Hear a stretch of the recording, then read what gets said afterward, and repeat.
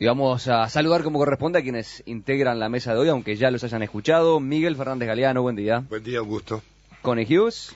Buenos días, Alejandro, amigos, audiencia. Daniel Superviel. ¿Qué tal? Muy buenos días a todos. Y Diego el Sapo Sass. Buenos días. Vayamos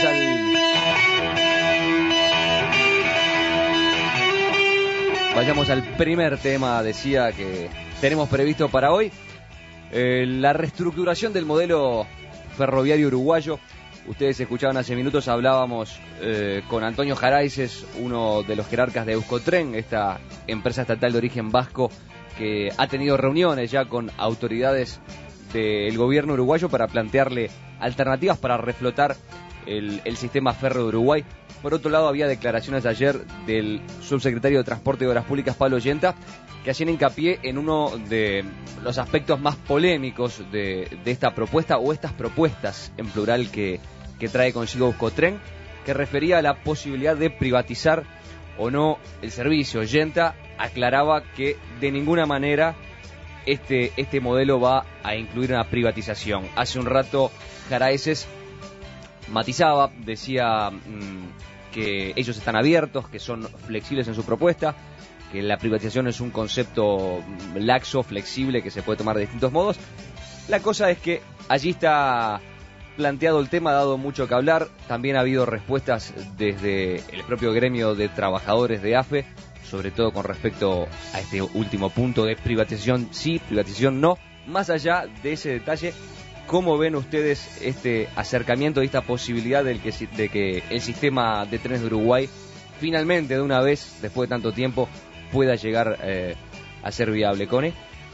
No, yo no creo absolutamente nada. Esto no tiene ninguna chance de ser viable, nada. El simpático señor vasco, cuyo nombre no puedo retener, Jaraices, no tiene ni un Jaraices de idea de lo que es AFE, y tampoco tiene idea de lo que es un ente autónomo en el Uruguay, ni tiene la más remota idea de digamos, lo único que existe hoy por hoy. Yo le comentaba a Miguel acá afuera, es que esto que la gente dice, la empresa de ferrocarril, por total es una transportadora básicamente de 2 o 3 productos, por un lado la piedra caliza, por otro el arroz y por otro lado los troncos, convergiendo en casi todos los casos a Montevideo, en una empresa que ya no es mentira, que es deficitaria de 20. El último balance publicado, que es el del 2010, es de 35 millones de dólares, pero le ha costado más de 1.000 millones al Estado uruguayo, y ahora se ponen nerviosísimos porque los vascos dijeron que habría que invertir 1.200. Lo único que encontré fantástico en la información, que es completa en algunos sentidos, no está el balance, como les decía, del año 2011, o sea, hace 2 años que no sabemos cómo le va, pero sí, el presidente dice que anda bastante bien, es que esta empresa se dedica a administrar 410 inmuebles en régimen de incomodato precario. Imaginen que alguien tiene 410 propiedades, galpones, predios, viviendas, depósitos, todo, y los tiene en régimen de comodato precario, es decir, préstamo de uso a 412 personas, en vez de tener una administración. Por supuesto, lo que hay es que liquidarla, hay que hacer desaparecer y decir, señores, con la ley de participación público-privada hay que llamar, lo único que el Estado se reserva es el espacio de las vías, porque no van a salir a vender. Digo, la Intendencia de Maldonado, con muy buen criterio, adquirió a AFE en su momento lo que hoy se llama la Avenida Artigas, y entonces por ahí llegábamos nosotros cuando éramos chicos a Punta del Este. No existe más, hay una doble vía fantástica y hay construcciones a los costados, etcétera. Pero todo lo demás no tiene ningún sentido, debió cerrarse, lo debió hacer el gobierno de Sanguinetti cuando dejó los el transporte, y debió llamar a otras soluciones para el transporte, y bueno, y ahora nada, hay que borrar y empezar de nuevo. Miguel. Sí, yo creo que Conrado dice que hay que cerrarla, liquidarla, y yo creo que el proceso de liquidación de AFE empezó hace mucho tiempo, digo, no, sin ánimo de volver a la historia. Hay un conjunto de decisiones que hoy, sobre las cuales hoy se sigue teniendo que construir la posibilidad de una alternativa. De todos modos, yo pienso que el proyecto estatal de reestructuración de un nuevo modelo ferroviario que está planteado sobre la base de crear una sociedad anónima, hay un decreto creo que de diciembre del 2011, de crear una sociedad anónima, que lo cual hace que el funcionamiento de AFE sea, por lo menos de la operación de los trenes, no de la infraestructura, sea por el derecho privado, pero con el principio de no enajenar y dejar una asociación entre AFE, un socio al 51%, y la Corporación Nacional para el Desarrollo, 49. El 49%. Ahora bien, yo lo quiero decir con total claridad. Lo que precisa este tema, hay un decreto, hay una hoja de ruta establecida, es tomar decisiones para empezar a ejecutar. Tomar las decisiones incluye generar los instrumentos a través de los cuales este plan puede empezar a volver operativa a la empresa, fundamentalmente en el tema de carga, porque allí es donde pueden generarse ingresos, dado el proyecto, porque eso surgía muy claramente de la entrevista que acaba de hacer Alejandro, en el sentido, y Romina, en el sentido de que la carga puede tener una rentabilidad importante en el país, y más si miramos en perspectiva el proyecto de desarrollo, pero esa inversión hay que decidir hacerla, y yo creo que hay que dejarse discutir formas y medios y discutir objetivos. Yo creo que la empresa española, esta u otras empresas, pueden efectivamente hacer transferencia tecnológica, vender tecnología, vender insumos, es decir, asociarse en términos de generar la operatividad, la operacionalización del proceso, sin que esto suponga entrar en la discusión antinómica privado-público, porque pienso sí, y en ese sentido me parece que el proyecto es interesante, el hecho de que se gestione a través de una sociedad anónima de derecho privado la parte de la operativa, me parece que es esas nuevas formas que se han ido adoptando saliendo de la antinomia público-privado, porque eso permite una mejor competitividad respecto a otros operadores de carga, facilita el proceso de compras y simultáneamente genera eventualmente mejores condiciones de negocio. Por lo tanto, y para resumir, no tengo el optimismo, el pesimismo estructural de Conrado Hughes en este tema. Yo creo que esto está más allá de un tema de posicionamiento ideológico. Yo creo que Uruguay precisa para su desarrollo al ferrocarril, y lo precisa estratégicamente, y que esa necesidad estratégica requiere que se haga de la mejor manera, y probablemente la alianza estrategia con una empresa europea que ya ha podido hacerlo, porque de la entrevista me pareció interesante que el ferrocarril, yo llegué por esas épocas a España y estuve en el País Vasco, realmente el ferrocarril en el País Vasco era realmente una pena, y Euskotren y sus distintas estrategias de crecimiento, es verdad que en un contexto de mucha inversión. Yo creo que sin decisiones y sin inversión seguiremos discutiendo el sexo de Los Ángeles en esta materia. Sí, y creo que justamente lo que hay que evitar. Tú recién, Miguel, hablabas de no hay que ser optimista o pesimista. Yo creo que hay que ser realista. Algunos datos. El 67% de la planilla de 1.070 empleados de AFE tiene más de 50 años. ¿Tá? El 67%. ¿Tá? 712 tienen entre 50 y 60 años, 41 son mayores de 60, o sea, deben estar próximos a jubilarse, y solo 318 son menores de 50. Entonces, optimista o pesimista, si AFE no logra reconvertirse y pasar a ser una palanca que impulse el desarrollo de la actividad agropecuaria en nuestro país, abaratando los costos, ya sea de la forestación, del movimiento de granos, del movimiento de minerales, del movimiento de combustible, va a morir por sí sola, ya está agonizando. Aparte tenemos una estación central que debería ser un lujo arquitectónico de América Latina, vegetando como una tapera infecta, o sea, Uruguay se da lujos de primer mundo, siendo un país que está tratando de despegar del tercer mundo hace mucho tiempo.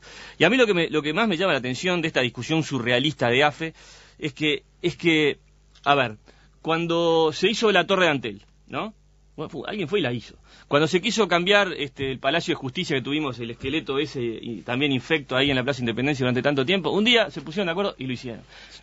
Como 55 años. Bueno, pero hasta que alguien decidió hacerlo. Se hizo en el gobierno de Vázquez. Y después se hizo el hipódromo en el gobierno de Valle, se hizo Tres Cruces en el gobierno de la Calle. En fin, cuando el Uruguay decide asumir los desafíos, los asume. Ahora, a mí lo que me enferma es que esta clase política que nos tiene hoy gobernando el país, oposición, gobierno, demora tanto en llegar a acuerdos. Es terrible. Y así pasa el tiempo y así el agro está sosteniendo este país sin trenes. Un país de primera no puede ser un país sin trenes. Entonces yo apuesto a que sean los vascos, sean los chinos, sean los japoneses, los coreanos, no sé, pero que por favor nos den una mano para reflotar AFE.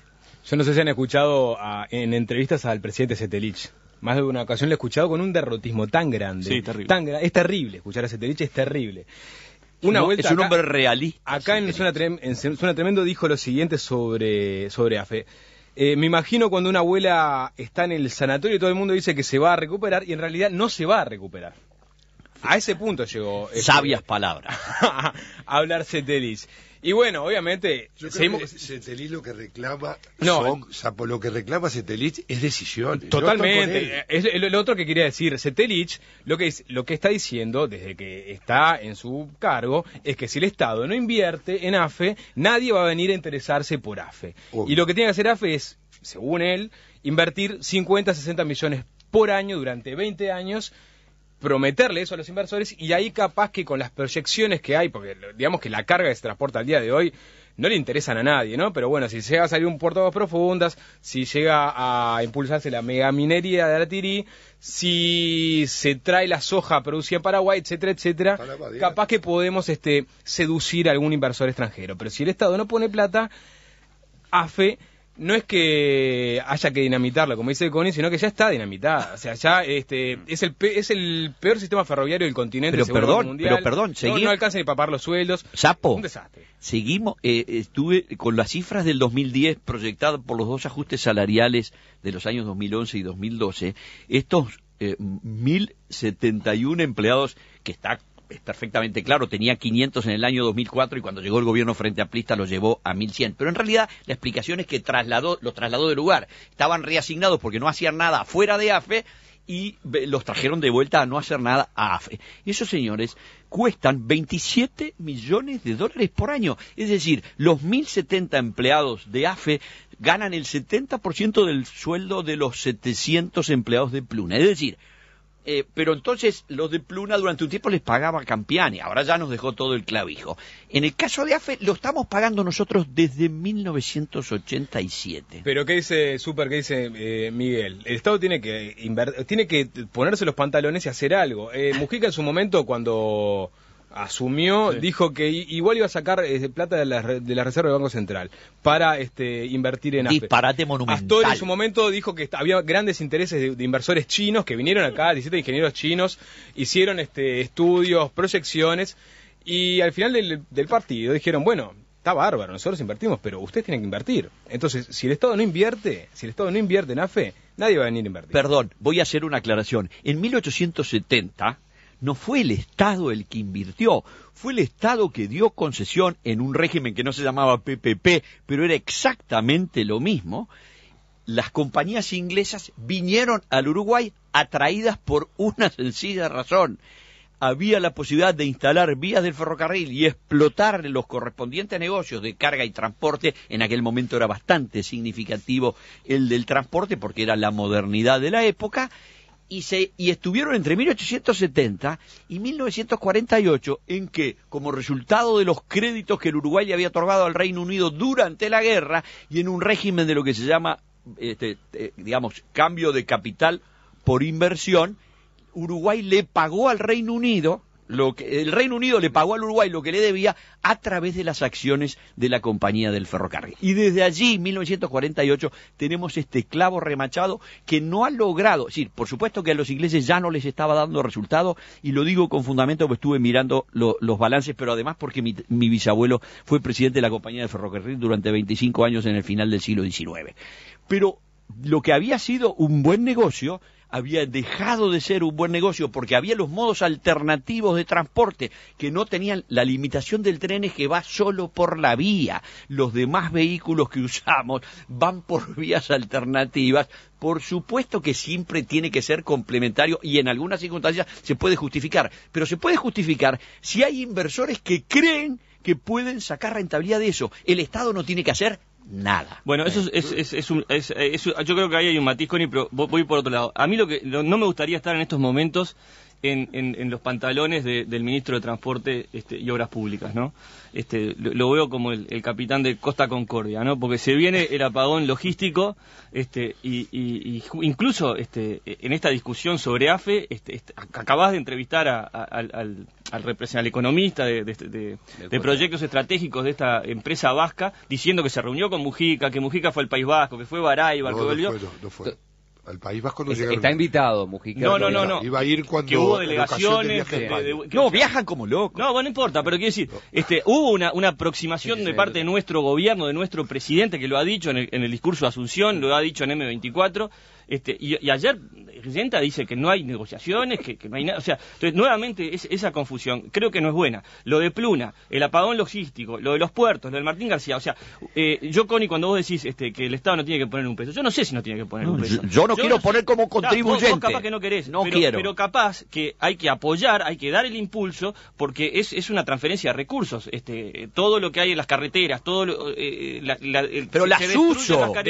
Demanda hay. Es un demanda tema de ecuaciones y equilibrios. Capaz que conviene apoyar un poco ahí para ablandar lo que es el tema de las carreteras y perdemos menos dinero como contribuyentes apoyando a AFE. Pero no tenés fundamento para decir eso. No hay demostración alguna que sea más eficiente invertir plata a fondo perdido en una compañía desquiciada pero que tiene 40 años de desquicio. Es la única forma que tenés de atraer a inversores. Entonces no tiene que haber trenes en el Uruguay.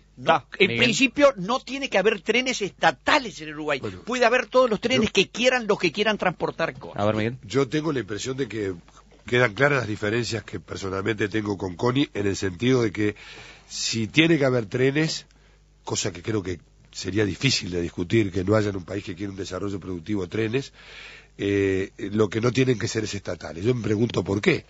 Me pregunto si el tema es un tema de gestión, de inversión y de estrategia. Efectivamente. Y yo creo que ese es el tema en el cual seguimos discutiendo público-privado, una antinomia que planteada de esa manera es absurda. Seguimos estigmatizando los problemas de gestión a que tienen que ver con el Estado como si no tuvieran que ver con las personas. Y pagando la cuenta, Miguel. Las cuentas pagando la cuenta de hace 40 años. Las cuentas las pagamos con decisiones que también se tomaron en su momento, que no tuvieron la capacidad de hacer un proyecto alternativo. Porque si hay algo que no se puede hacer, no se puede ser una empresa de demoliciones. No se puede ser, lo que no funciona en un país es ser empresa de demoliciones. Un país es una... Preguntale a O'Donnell Unino. No se puede decir, sí, digo, estamos discutiendo la renta. Lo que estoy diciendo Magnífico es que el país, negocio. No, pero es un negocio que no puede funcionar en un país. No hay ningún sistema que involucre personas, que involucre producción, que involucre la articulación, porque acá no hay que tomar en cuenta lo que ha significado la desaparición del ferrocarril para desaparecer estructuras de la sociedad. O sea que yo creo que de lo que se trata es de un proyecto estratégico que articule y que tenga capacidad de articular las potencialidades que tiene hoy el sistema. ¿Cuál es la potencialidad que tiene hoy el sistema ferroviario? La carga. Tiene razón SAS en el sentido de que de alguna manera hay que hacer también un plan de negocios. No se trata de decir la carga y punto, hay que decir la carga dónde, la carga cuánto, la carga con qué desarrollo. Y yo creo que eso es posible si se invierte. El Uruguay ha diseñado un proyecto normativo para regular este tema, creó una sociedad anónima por decreto, está eso establecido, pero tienen que venir las decisiones. Y las decisiones incluyen decir, ¿quién va a dar la transferencia tecnológica? ¿Es Euskotren? Que sea Euskotren. ¿En qué condiciones? Con un planteamiento como el que aparentemente le arrancó el país a un consejero de la empresa que dijo... Javier Cruz, privatización a 30 años, bueno, es decir, empezamos mal, porque ya nos colocamos en unos elementos de la gobernabilidad de una salida para este tema, que incluye la opinión de los trabajadores de AFE. Porque los trabajadores de AFE son parte de la solución, no son parte del problema. Y yo tengo esa visión para construir. Yo creo que una empresa de demoliciones sirve para decir, destruye una casa, no para operar en términos de construir la alternativa a un país. La reforma sanitaria se hizo tomando todo lo que tenía de positivo el sistema. Y por suerte hicimos eso, porque si no hacemos eso, lo que vamos es a un modelo que se come cosas que son centrales a la hora de la toma de decisiones. Por ejemplo, las personas. Miguel, Sí. ¿sabés cuántos empleados tenía AFE cuando Juan Berchesi en enero del año 88 cerró el transporte de pasajeros? ¿Ustedes saben cuántos tenía? 9.000. 9.000. El gobierno del doctor Valle le entregó al gobierno del doctor Vázquez una empresa que le quedaban para el transporte de carga modestísimo que hacía y sigue haciendo en los mismos, casi en los mismos volúmenes, 500 empleados. Y tenía 600 afuera de esa organización que reivindicaban su condición de empleados de AFE y estaban repartidos en diversas oficinas públicas, incluyendo juzgados, ministerios y cosas parecidas. ¿Qué fue lo que hizo el gobierno? Digo, vean si hay algún presidente de AFE de los últimos años que haya dejado una marca en su magnífico proyecto. Ninguno. Lo que hicieron fue traerlos de vuelta y darle bombo a la supuesta unión ferroviaria de gente que no hace absolutamente nada y que cuesta 27 millones de dólares a los contribuyentes. En ese carácter es que protesto todos los días de mi vida. Que tú haces una simplificación del problema. Esa es una parte del problema, pero hay que ver el conjunto. Primero que hay que tener un proyecto estratégico de transporte ferroviario, un modelo ferroviario de país. Un país que quiera entrar en el desarrollo tiene que tener una alternativa de transporte ferroviario. Tiene que subvencionar o no el transporte de pasajeros, pero en cualquier caso la carga tiene que resolverla de una manera estratégica, y el tema no es público-privado, sino es quién conduce el proceso. Porque si es cierto lo que dice Connie, que no le va a servir a los privados venir, bueno, entonces la solución es como cerrar, apagar. Pero compañías de diligencia no hay más, Miguel. No hay ni una sola compañía de diligencia. Y les aclaro, cuando en el mediado del siglo XIX las compañías empezaron a desarrollarse, fundamentalmente en los Estados Unidos, con el tema del transporte, las compañías de diligencia dijeron que esto era completamente dañino para la sociedad, porque además iban a atropellar a la gente, qué sé yo. El tren no es una acumulación de diligencias. Un buen día desaparecieron las compañías de diligencia, algunas de las cuales se convirtió en banco, que era Wells Fargo, y hoy, fue absorbido por otro banco, pero vivió 140 años. Entonces, el sistema capitalista tiene una lógica que es que asigna los recursos en función de las potencialidades, de las expectativas de rentabilidad. Y muchos nos equivocamos en los proyectos y perdemos guita. En el sistema de las decisiones de burócratas estamos fritos. Deciden por cuenta mía unos señores que yo no voté y asignan los recursos de lo que yo pago de mis impuestos para reventárselo durante 40 años y gastar más de $1.000 millones. Diligencias igual, tren no. O sea, no quiero llegar a esa que vos llegaste a esa conclusión, que el tren va a seguir el mismo derrotero que no tengas ninguna duda. Pero Connie, eso está claro, que hay potencialidad en cuanto al aumento de la carga por vía ferroviaria. De acá a 30 años en Uruguay hay seguro, porque hay varios proyectos, hay producción que necesita salir del continente. El transporte en barcazas. Por algún lado hay que moverlo. El transporte en barcazas que llena el río Rin y llena el río Ródano, con miles de gente trabajando, toda la industria petrolera de Holanda y los depósitos de los puertos de Rotterdam y Amberes, todo eso funciona sobre el principio de que arriba del agua, el principio de Arquímedes ayuda y abarata enormemente los costos. Por lo tanto, las barcazas son 18 veces más eficientes que un tren. Pero las barcazas solo pueden andar por ríos y los trenes solo pueden andar por vías. Mientras que los vehículos rodados de otra naturaleza en sistema de automóvil se mueven por tantas vías como que el hombre las trace. Bueno, pero los trenes pueden andar por arriba de ríos, por ejemplo. Pero Connie plantea Daniel, el liberalismo absoluto, ¿no? O sea, que sea el Estado, el mercado el que decida si funciona o no funciona. Todo bien, pero hay que adaptarse a la realidad, a la coyuntura, al país y a la idiosincrasia y a la situación real, que hay 3.000 kilómetros de vías férreas puestas ahí, 1.700 de las cuales hay que mejorar, y que hay producción adentro del Uruguay que hay que hacer llegar a los puertos y hay que sacar camiones, 23.000 camiones que van a crecen a 1.000 por año de las carreteras. Para. Entonces, aplicando la receta fría y dura del libro, es imposible. Entonces, la política es el arte de lo posible. Entonces, hay que negociar, y en esa negociación hay que equilibrar qué es lo que le conviene al Uruguay.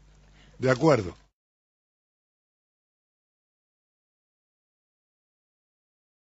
Privatizar o no el servicio. Yenta aclaraba que de ninguna manera este modelo va a incluir una privatización. Hace un rato Jaraeces matizaba, decía que ellos están abiertos, que son flexibles en su propuesta, que la privatización es un concepto laxo, flexible, que se puede tomar de distintos modos. La cosa es que allí está planteado el tema, ha dado mucho que hablar. También ha habido respuestas desde el propio gremio de trabajadores de AFE, sobre todo con respecto a este último punto de privatización sí, privatización no. Más allá de ese detalle, ¿cómo ven ustedes este acercamiento y esta posibilidad de que el sistema de trenes de Uruguay finalmente, de una vez, después de tanto tiempo, pueda llegar a ser viable? ¿Cone? No, yo no creo absolutamente nada. Esto no tiene ninguna chance de ser viable, nada. El simpático señor vasco, cuyo nombre no puedo retener, Jaraeces, no tiene... Y vamos a saludar como corresponde a quienes integran la mesa de hoy, aunque ya los hayan escuchado. Miguel Fernández Galeano, buen día. Buen día, un gusto. Cone Hughes. Buenos días, Alejandro, amigos, audiencia. Daniel Superviel. ¿Qué tal? Muy buenos días a todos. Y Diego el Sapo Sas. Buenos días. Vayamos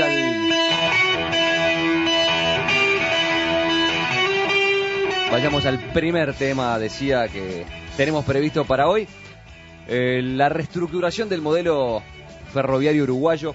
Ustedes escuchaban hace minutos. Ni un Jaraeces de idea de lo que es AFE, y tampoco tiene idea de lo que es un ente autónomo en el Uruguay, ni tiene la más remota idea de, digamos, lo único que existe hoy por hoy. Yo le comentaba a Manuel, a Miguel acá afuera, es que esto que la gente dice, la empresa de ferrocarril, por total es una transportadora básicamente de 2 o 3 productos, por un lado la piedra caliza, por otro el arroz y por otro lado los troncos. Hablábamos con Antonio Jaraeces, uno de los jerarcas de Euskotren, esta empresa estatal de origen vasco que ha tenido reuniones ya con autoridades del gobierno uruguayo para plantearle alternativas para reflotar el sistema férreo de Uruguay. Por otro lado, había declaraciones ayer del subsecretario de Transporte y Obras Públicas, Pablo Yenta, que hacían hincapié en uno de los aspectos más polémicos de esta propuesta, o estas propuestas en plural que trae consigo Euskotren, que refería a la posibilidad de